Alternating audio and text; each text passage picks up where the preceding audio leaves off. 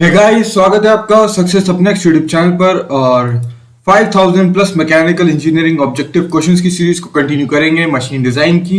और 9th lecture है ये। अगर आपने चैनल को सब्सक्राइब नहीं किया तो अभी इसी वक्त कर लो, बेल आइकन को प्रेस कर लो। और टेलीग्राम चैनल को ज्वाइन कर सकते हैं, यहाँ पे पीडीएफ वगैरह मिल जाती हैं। ओके, पहला क्वेश्चन है, जो पिछले लेक्चर में हमने थ्योरी डिस्कस करी थी ना, उसी पे बेस्ड क्वेश्चन हैं ये सारे। बोल रहे कि इनमें से कौन सा स्टेटमेंट रॉन्ग है, गलत है। ध्यान से रॉन्ग बताना। ठीक है, the pitch of the rivet is obtained by equating the tear resistance of the plate to the shear resistance. बिल्कुल सही बात है। पिच कैसे निकालते हैं? इसी तरीके से निकालते हैं। ठीक है, pitch of the rivet should not be less then 2d whereas d is the diameter of the rivet of the hole। ये भी ठीक है। फिर the maximum value of pitch of the rivet for the longitudinal joint as a boiler as per IBR। ठीक है, Indian boiler regulations के हिसाब से पी मैक्स की वैल्यू ये देखा था हमने, formula CT plus 41.28 mm। According to IBR thickness of the butt strap shall not be less than, ये गलत है। ठीक है, फिर according to IBR distance between the row of the rivet for equal number of rivet is more than one row of the lap joint or butt joint shall not be less than। इसकी value कितनी आई थी? ये मेरे ख्याल से 2d वहां पे लिखी हुई थी। ठीक है, 2d। और मार्जिन हमारी कितनी आई थी? 1.5d। ठीक है, for unequal width of the butt strap the thickness of the butt strap are. तो thickness of the butt strap कितने रहनी चाहिए? ये आपकी रहनी चाहिए 0.75t, यानी t का यहाँ पे thickness for wide strap on the inside, और आउटसाइड के लिए सॉरी आउटसाइड के लिए 0.625t for narrow strap on the outside. ठीक है, वेल्डेड जॉइंट। वेल्डेड जॉइंट में क्या होता है? दो हमारे पास एलिमेंट्स हैं, जरूरी नहीं है कि वो सिमिलर टाइप की हो, डिसिमिलर टाइप के हो, उनको हम जोड़ देंगे without application of pressure, with application of pressure ना, उनको हम जोड़ा जा सकता है विदाउट अप्लाइंग फिलर मटेरियल और with applying filler material, both we can do. और परमानेंट टाइप का हमारा जॉइंट बनता है। ठीक है, लैप जो तो दो तरीके से जॉइंट हो सकते हैं। एक तो यही होता है भाई, जैसे मैंने पहले भी बताया था, लैप क्या, एक की गोदी में दूसरा सर रख के लेट जाता है। फिर यहाँ पे इस तरीके से हम वेल्डिंग कर देते हैं, मतलब ये 3 डायमेंशनल में होगी, इस तरीके से प्लेट होगी पूरी की पूरी। ठीक है, और इस पूरी एज के अलोंग आपकी वेल्डिंग हो जाएगी। ठीक है, पूरी एज के अलोंग, इस अलोंग, तो इसे कह देते हैं लैप जॉइंट। बट जॉइंट में क्या होता है? मान लो इस तरीके से ये 2 प्लेट है। ठीक है, यहाँ पे 2 प्लेट है, और यहाँ पे ये जो एरिया है ना, इसमें हम फिलर मटेरियल भर के इस तरीके से इसको बट जॉइंट कर देंगे। तो 2 तरीके से जॉइंट होते हैं। अब अगर लैप जॉइंट है, या जिसे फिलर जॉइंट भी कहते हैं, और दूसरा होता है हमारा बट जॉइंट होता है। ट्रांसवर्स फिलेट वेल्ड जो होते हैं वो टेंसाइल स्ट्रेंथ पे हमारे डिजाइन किए जाते हैं। ट्रांसवर्स क्या होता है भाई? ट्रांसवर्स भी देख लो, जैसे कि मान लो ये इसी तरीके का एलिमेंट है। ठीक है, मैं थोड़ा इसको स्क्रीन क्लियर कर लेता हूँ। ठीक, तो एक मैं ऐसी प्लेट बनाता हूँ, फिर उसके ऊपर मैं दूसरी एक और प्लेट इस तरीके से बना देता हूँ। ठीक है, ये नीचे यहाँ पे इसकी थिकनेस रहेगी इस तरीके से, ये प्लेट जो रहेगी ये ऊपर इसकी ऐसी थिकनेस रहेगी इस तरीके से। ठीक है, तो यहाँ पे अगर हमने इसको इस तरीके से भर दिया है, ठीक है, ये इस तरीके से आएगी। ठीक है, इस तरीके से अगर ये प्लेट है ना, इसको हमने इस तरीके से भर दिया है,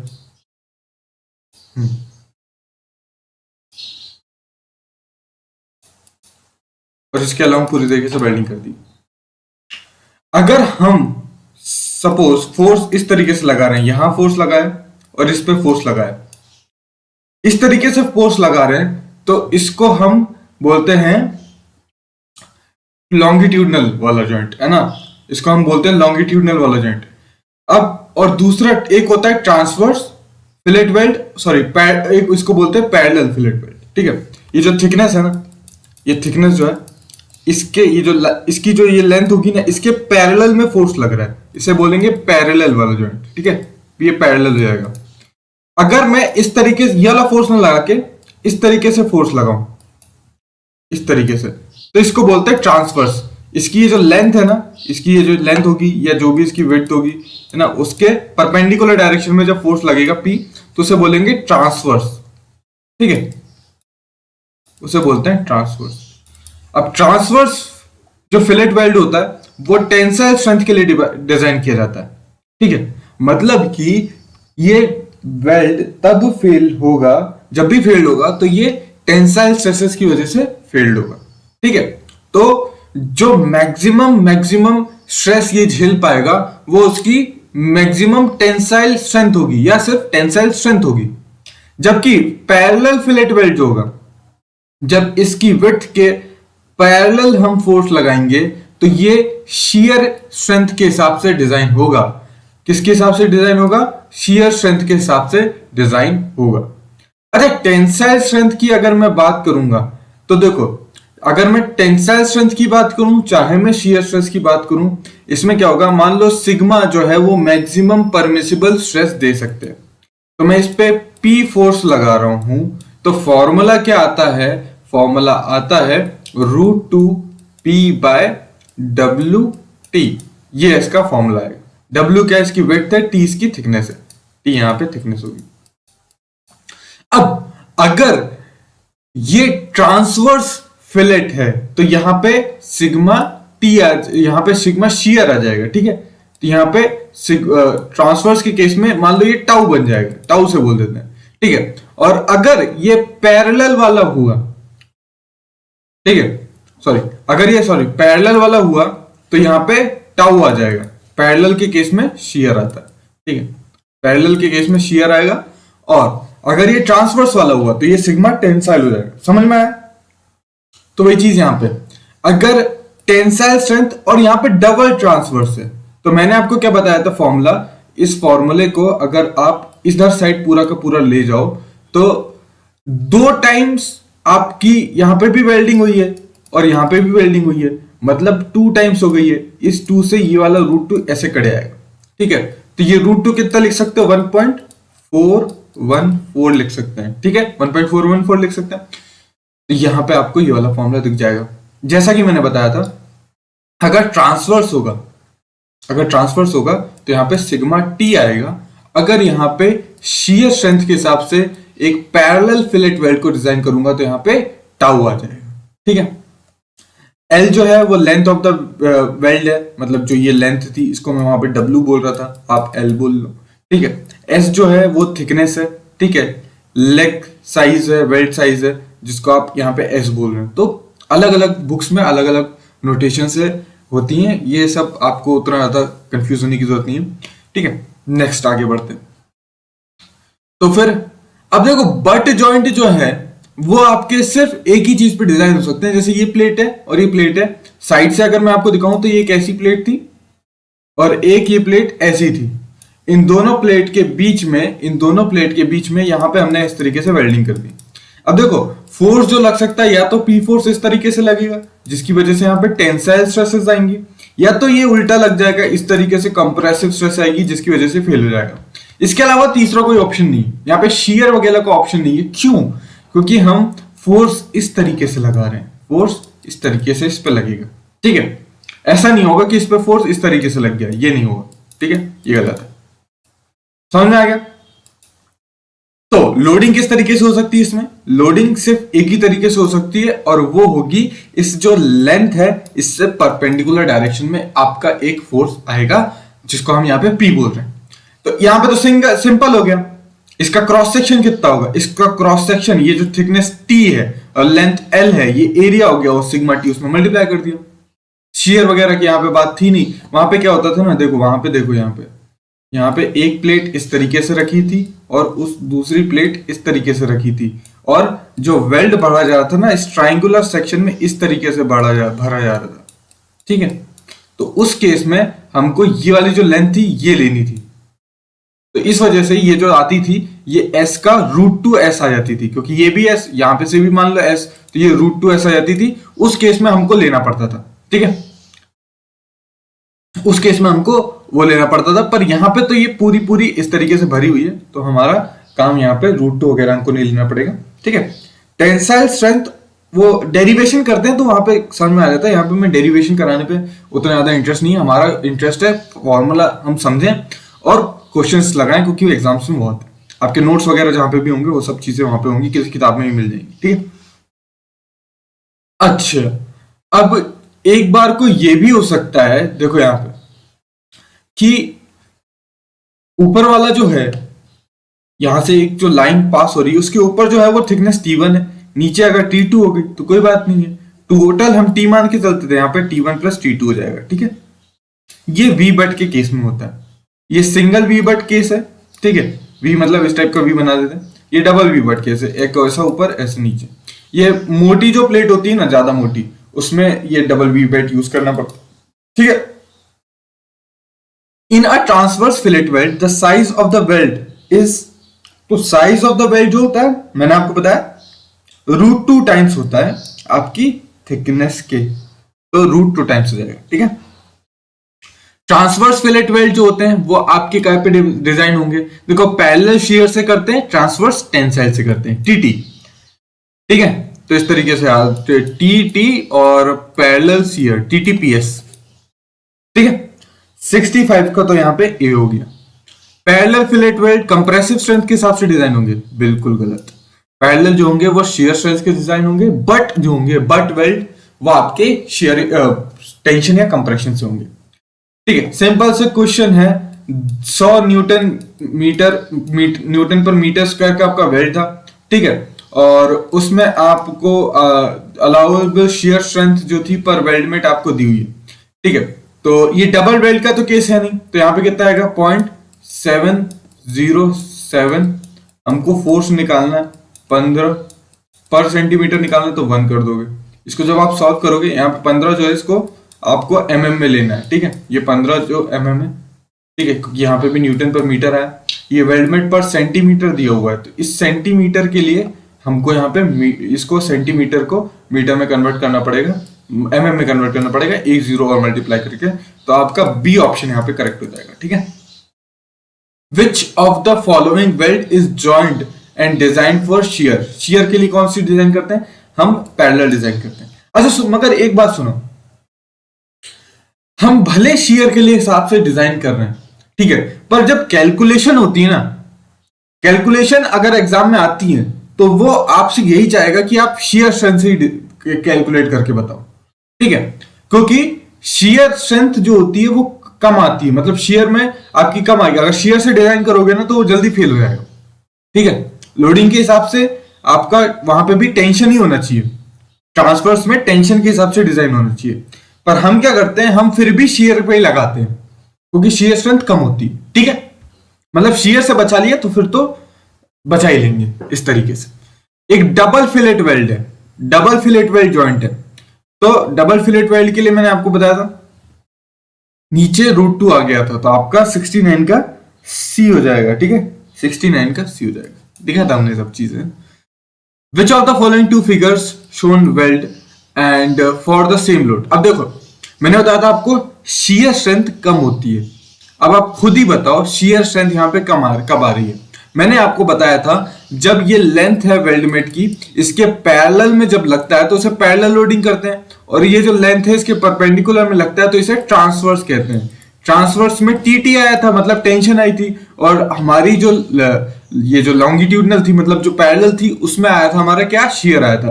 तो मैंने बताया था शियर स्ट्रेंथ कम होती है, तो बेटर कौन सा होगा, बेटर जो होगा वो आपका ये वाला होगा, ये वाला बेटर होगा, ठीक है। तो सेकंड इज बेटर क्योंकि ये टेंशन में एंड सेफ स्ट्रेस जो होती है वो टेंशन में वो ज्यादा होती है, तो यहां पे सी हो जाएगा।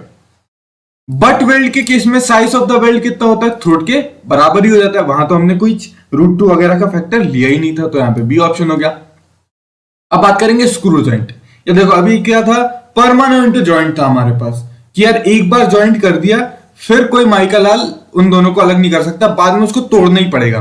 पर यार हर वक्त ऐसा थोड़ी ना होता है, बॉटल का कैप लगाना है मेरे को, तो एक बार थोड़ी ना कि बॉटल का कैप लगाऊंगा उसके बाद फिर वो पूरा का पूरा जॉइंट ही तोड़ दूंगा, दूसरी बार भी तो बॉटल का कैप लगाना होगा। तो इस टाइप पे क्या होता है ना कि जहां पे हमको लोडिंग अनलोडिंग करनी पड़ेगी, है ना, बार बार करना पड़ेगा, और वही readily connected and disconnected without damage. अगर हमको ऐसा जॉइंट करना है, ऐसी मशीन को फास्टन करना है, तो उस केस में हम स्क्रू जॉइंट को यूज करते हैं और बहुत ही ज्यादा इसको यूज करते हैं, ठीक है। क्योंकि हमको पता है कि यार हम मैकेनिकल इंजीनियर हैं, हम कोई भी मशीन नहीं बनाएंगे, उस मशीन के पार्ट की कोई ना कोई एक लाइफ होती है, उसके बाद वो फेल कर जाएगा। अब या तो हम ये करें कि उठा के चाइना वाले मोबाइल की तरह कि यार एक बार खराब हुआ तो गया, ऐसा काम तो मैकेनिकल इंजीनियरिंग का होता नहीं है। हमारा क्या काम होता है कि एक बार अगर चीज खराब हो जाती है तो हम पूरे के पूरे मशीन को ही नहीं बदल देंगे, हम उसके उस छोटे से एलिमेंट को जाके बदल देंगे। पंखा खराब होता है, हमें पता चला यार कंडेंसर में दिक्कत है, ये ने नया पंखा उठा के लिया, कंडेंसर चेंज कर दिया। कूलर है, पानी नहीं उठा रहा, मोटर चेंज कर मारी, है ना, मोटर की वाइंडिंग बदल मारी। ये ऐसा हम काम करते हैं, ये नहीं कि पूरा पूरा कूलर ही नया लिया, ये नहीं करते। तो उस केस में क्या होता है ना कि यार अब बंद तो करना है ना मशीन को, है ना, उसके ऊपर कवर तो लगाना है, बाकी एनवायरनमेंट से उससे बचाना है और बाद में उस कवर को खोल के उसके अंदर काम भी करना है। तो ऐसे में हम ऐसे जॉइंट यूज करते हैं जिससे हम मशीन दो एलिमेंट्स को कनेक्ट कर सकें और डिस्कनेक्ट भी कर सकें। उसके लिए बेस्ट है स्क्रू जॉइंट यूज कर लो, ठीक है। ये तो कहानी थी स्क्रू जॉइंट की। अब देखो इसमें कुछ चीजें होती हैं, इसके कुछ टर्म्स होते हैं। देखो जब भी ये स्क्रू जॉइंट दिखेगा आपको यहाँ पे दिख रहे होंगे रिजेस टाइप के, ये कंटिन्यूअस रिजेस हैं, एक सर्कुलर एक सिलेंड्रिकल जो शाफ्ट है उस पे आपके कंटिन्यूअस रिजेस है यहाँ पर, ठीक है। अब इसका जो ये ऊपर वाला पार्ट है ना, ये जो ऊपर वाला पार्ट है, ये नुकीला वाला ऊपर वाला, इसे कहते हैं क्रेस्ट, और जो अंदर वाला है उसे कहते हैं रूट। एक क्रेस्ट से दूसरे क्रेस्ट के बीच में दूरी या एक रूट से दूसरे रूट उसके एडजेसेंट रूट के बीच की दूरी को पिच कह देते हैं, ठीक है, पिच कह देते हैं, ठीक है। और ये जो आपकी जो सरफेस दिख रही है ना, ये वाली सरफेस, इसे कह देते हैं फ्लैंक। ये तो रेडियस के बीच का जो आपका एंगल मिलेगा उसे कह देते हैं एंगल ऑफ द थ्रेड। ये बहुत इंपॉर्टेंट होता है, मगर उनसे भी ज्यादा इंपॉर्टेंट होते हैं आपके ये डायमीटर्स, ठीक है। ये डायमीटर्स बहुत इंपॉर्टेंट होते हैं। पहला होता है मेजर डायमीटर, मेजर मतलब ऑब्वियसली बड़ा वाला डायमीटर। तो ये जो क्रेस्ट वाला, जो क्रेस्ट से जब डायमीटर्स नापेंगे ना तो उसे मेजर डायमीटर कह देते हैं। फिर होता है पिच डायमीटर, उससे कम होता है। और माइनर डायमीटर जो होता है वो आपका ये जो आपकी जो रूट है ना उससे होता है, ठीक है। तो आपके यहां पे 3 आपके डायमीटर हो गए, ठीक है। तो एक होता है माइनर छोटा, मेजर बड़ा, और बीच में पिच डायमीटर। आगे बात करेंगे पिच डायमीटर क्या होता है, ठीक है। ये बीच की इसकी एक्सेस है। जो आपका मेजर डायमीटर होगा ना उसी को नॉमिनल डायमीटर कहते हैं और उसी से ये स्पेसिफाई होता है। तो कई बार क्या होता है ना, मगर सुनो, ध्यान से सुनो, ध्यान से सुनो।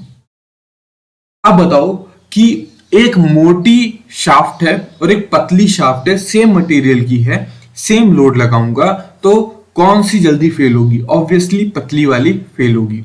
तो जब भी हम किसी स्क्रू को डिजाइन करेंगे तो हम उसके माइनर डायमीटर से ही डिजाइन करेंगे, ठीक है। मतलब अगर मैं ये मान के चलूंगा कि एक सिलेंडर है और ये इस माइनर डायमीटर की शाफ्ट है, समझ लो, एक सिलेंड्रिकल शाफ्ट है जो माइनर डायमीटर की है, उससे मैं कैलकुलेशन करूंगा।